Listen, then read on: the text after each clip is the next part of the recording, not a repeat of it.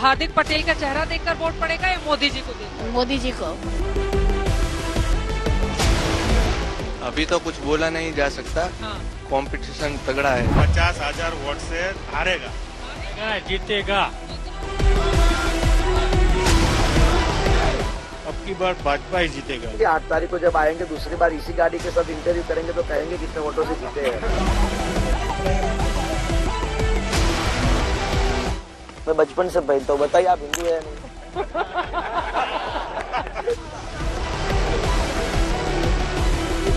मोदी के चेहरे पर या हार्दिक पटेल के नाम पर, किस पर पड़ेंगे वोट? मोदी जी के भरोसे पर और हमारी मेहनतों पर।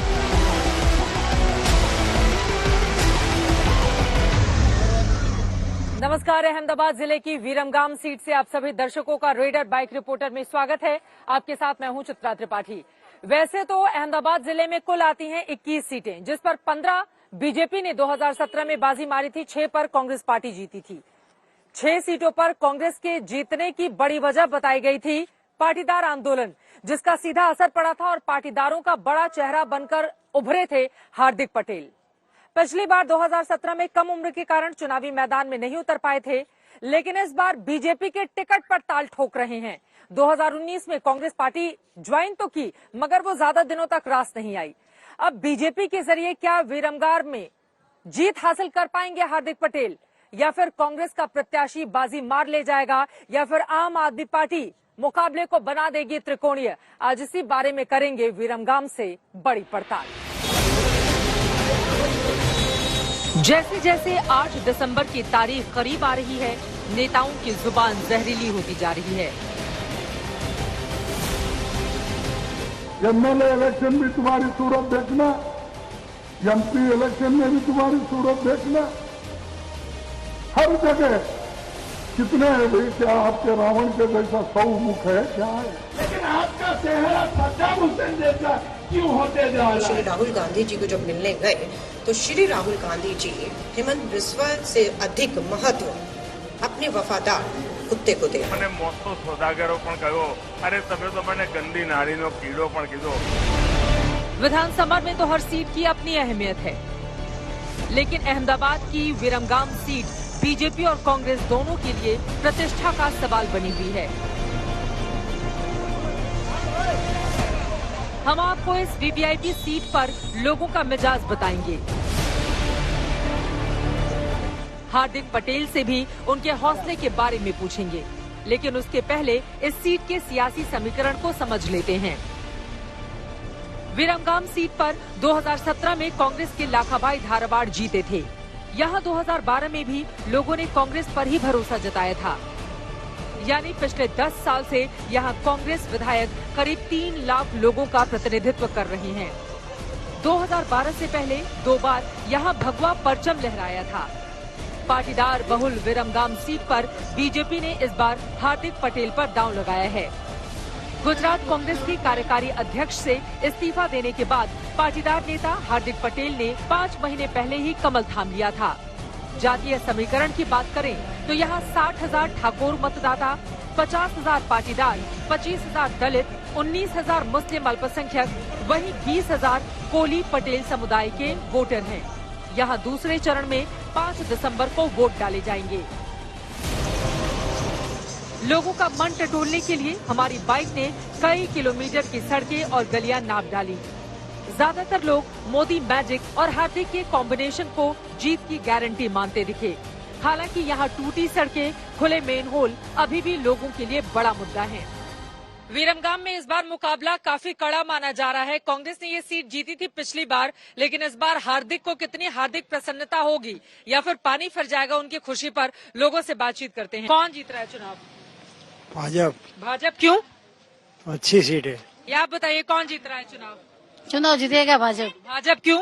क्योंकि देश में इतना कचरा निकला है, धीरे धीरे से निकलेगा ना। कौन सा कचरा? ये बहुत भ्रष्टाचार है, ये सब, ये आतंकवादी है, सब धीमे धीमे होगा ना। पाटीदार में आपको लग रहा है कि हार्दिक को उतार कर बहुत अच्छा किया? अच्छा किया है। हार्दिक तो अभी 5-6 महीने पहले ही आए हैं बीजेपी में। लड़का यहाँ का है ना। लड़का यहाँ का है। लड़का यहाँ का है तो जीतेगा। हाँ जीतेगा, 100% जीतेगा। लेकिन जब बात हार्दिक पटेल के जीत हार पर आई तो मामला 50-50 नजर आया। क्या है माहौल विरमगाम में? यहाँ तो कांग्रेस ही आएगी। कांग्रेस ही आएगी। अच्छा काम किया कांग्रेस। हाँ, लाखाबाई ने बढ़िया काम किया है। लोग कह रहे हैं कि सड़क का ये गटर व्यवस्था ये सब लेकर 10 सालों से कोई काम नहीं हुआ है। वो तो नगर पालिका अंडर में आता है ना, नगर पालिका में भाजपा है। अच्छा, नगर पालिका में भाजपा है, वो काम नहीं करती है, आरोप लगा देती है कांग्रेस के ऊपर। हाँ, कांग्रेस ने काम किया है ना, रैयापुर का रोड देख लो। हार्दिक पटेल ने तो पिछली बार कांग्रेस उम्मीदवार के लिए बड़ा माहौल बनाया था, उस समय तो पाटीदार का वो था। इस बार पक्ष पलटू है ना, पक्ष पलटू है। पक्ष पलटू है, मतलब पलट जाते हैं। हाँ, कभी कांग्रेस में कभी भाजपा में। हाँ, तो उनके ऊपर भरोसा नहीं किया जा सकता है। रात गाढ़ी हो रही थी और पारा भी लुढ़कता जा रहा था, लेकिन हमारा कारवां आगे बढ़ता चला गया। हमें कुछ युवा वोटर भी मिले जो बोले मुकाबला बराबरी का है, यानी टक्कर जोरदार होगी। कुछ युवा हमारे साथ हैं, उनसे जरा बातचीत करते हैं। किसकी बन रही है सरकार? कांग्रेस की। कांग्रेस की क्यों? कांग्रेस 100% वही बनेगी ना। वो पक्ष पलटा करके आया हार्दिक पटेल, वो नहीं आएगा। अच्छा, वो नहीं आएंगे। यहाँ पे जातिगत समीकरण भी बड़ा चलता है, आप लोग भी देखते हो कि कौन किस जाति का है, या आपको लगता है कि नहीं उम्मीदवार अच्छा हो तो वोट डालो? नहीं, हम पार्टी देखते हैं, हम जाति नहीं देखते। जब हम लोगों से बात कर रहे थे उसी समय बाइक पर जाते हुए हार्दिक पटेल के अंकल भी मिल गए। आप हार्दिक भाई के अंकल हैं? हाँ जी। जीत रहे हैं? हाँ, जीत रहे पक्का। पक्का? लोग कह रहे हैं पलट के इधर चले आए कांग्रेस से। वो तो जो पार्टी तो सब लोग बदलते हैं, बड़े बड़े नेता बदलते हैं, ये तो अभी बच्चा है। अच्छा, कौन सा मुद्दा होगा जिस पर आपको लग रहा है कि कांग्रेस का ये गढ़ है, यहाँ पर जीत हासिल कर लेंगे? गढ़ तो गढ़ कांग्रेस का है ही नहीं। अच्छा। भाजपा का ही है। हाँ। लेकिन यहाँ स्थानिक लोगों ने नाराजगी की वजह से कांग्रेस का गढ़ बन गया था। अब की बार भाजपा ही जीतेगा। अब हमारा सबसे आखिरी पड़ाव था। हमने खुद हार्दिक पटेल से पूछ लिया कि अपनी पहली अग्नि परीक्षा के लिए वो कितने तैयार हैं। अहमदाबाद जिले की विरमगाम सीट पर हम आ चुके हैं। सबसे ज्यादा नजरें इस सीट पर हैं क्योंकि बीते 10 सालों से कांग्रेस पार्टी जीत रही है, लेकिन इस बार युवा चेहरे को चुनावी मैदान में उतार दिया है भारतीय जनता पार्टी ने। हार्दिक पटेल इस वक्त हमारे साथ है, बहुत स्वागत है आपका आज तक पर। कैसी चल रही है तैयारी? चल रही है अच्छी, गांव-गांव घूम रहे हैं, लोगों से बातचीत करते हैं और लोगों की जो समस्या है उसको समझने का प्रयास करते हैं। लेकिन सबसे अच्छी बात यह है कि मेरा विरमगांव आज इतनी हॉट सीट हो गया है कि दिल्ली से भी लोग यहाँ इंटरव्यू करने आते हैं। तो मुझे अच्छी बात है कि अब इस विरमगांव सीट को इतना हाईलाइट करना है ताकि फ्यूचर में दूसरे तहसीलों से भी अच्छी सीट ये बने, यहाँ का लोकल डेवलपमेंट हो। और जो नरेंद्र भाई मोदी और भारतीय जनता पार्टी का विजन रहा है डेवलपमेंट को लेकर, क्योंकि 10 साल से कांग्रेस है तो वो हिम्मत से जो कांग्रेस के विधायकों को काम करना चाहिए वो काम करने में कहीं ना कहीं वो पीछे रहे हैं। अगर यहाँ के 30 किलोमीटर चले जाएंगे तो कड़ी असेंबली लगती है, जहाँ पर नितिन भाई जो एक्स डिप्टी चीफ मिनिस्टर हुआ करते थे वो वहाँ के थे। यहाँ से आप आगे चले जाएंगे सुरेंद्रनगर हो जाएगा, यहाँ से आगे हो जाएंगे तो सानंद हो जाएगा। ठीक है। तो सब जगह जहाँ जहाँ भारतीय जनता पार्टी के विधायक रहे वहाँ पर डेवलपमेंट का काम उतनी तेजी से होता है। अब दिल्ली से हार्दिक पटेल का इंटरव्यू करने तो 2016 से ही लोग आ रहे हैं। ऐसा तो है नहीं कि नए नवेले आप नेता बने हैं इस वजह से। चुनावी माहौल में जब पहली बार चुनाव लड़ रहा हूँ, सबसे कम उम्र का उम्मीदवार हूँ मैं, और उसमें भी मैं उस विरमगांव से लड़ रहा हूँ जहाँ मैं पैदा हुआ हूँ। ये मेरी कर्म भूमि है, मेरी मातृभूमि है और मैं चाहता हूँ कि ये मेरी कर्म भूमि और मातृभूमि है तो यही मुझे राख होना है। तो इस असेंबली के लिए कुछ अच्छा करके जाए। नेता तो हार्दिक पटेल पिछली बार ही बन गए थे 2017 में, लेकिन उम्र कम थी, इस वजह से ये चुनावी मैदान में नहीं उतर सकते थे, लेकिन इस बार ताल ठोक रहे हैं। मुद्दे क्या होंगे? देखिए, आप लोगों की नगर पालिका है, लोग गिना रहे हैं कि काम होता नहीं है और ये विधायक पर ठीकरा फोड़ देते हैं। विरमगाम में बहुत सारी सड़कें देखा जाए गड्ढे पड़े हुए हैं, मैं खुद आ रही हूँ अलग अलग हिस्सों से घूमते हुए, सीवर की समस्या लोग गिना रहे हैं। तो ऐसे तो है नहीं कि मुद्दे बहुत सारे हैं।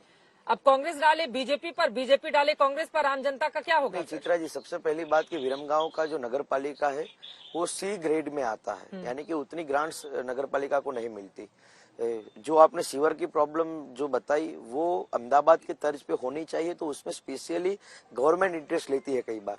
तो उसके लिए विधायक को वो प्लान देना पड़ता है गवर्नमेंट को, क्योंकि नगर पालिका के बस की बात ये नहीं है, क्योंकि सी ग्रेड की नगर पालिका है। तो उतने बड़े पैमाने पे जब ग्रांट्स नहीं आती तो सीवर की प्रॉब्लम छोटे छोटी नगर पालिका में सब जगह रहती है। तो उसके लिए विधायक को उतनी तेजी से काम करवाने पड़ेंगे, उतनी तेजी से आक्रामकता से अपने ज्ञापन यानी या क्या बोलते हैं आप रजूआत करनी पड़ेगी।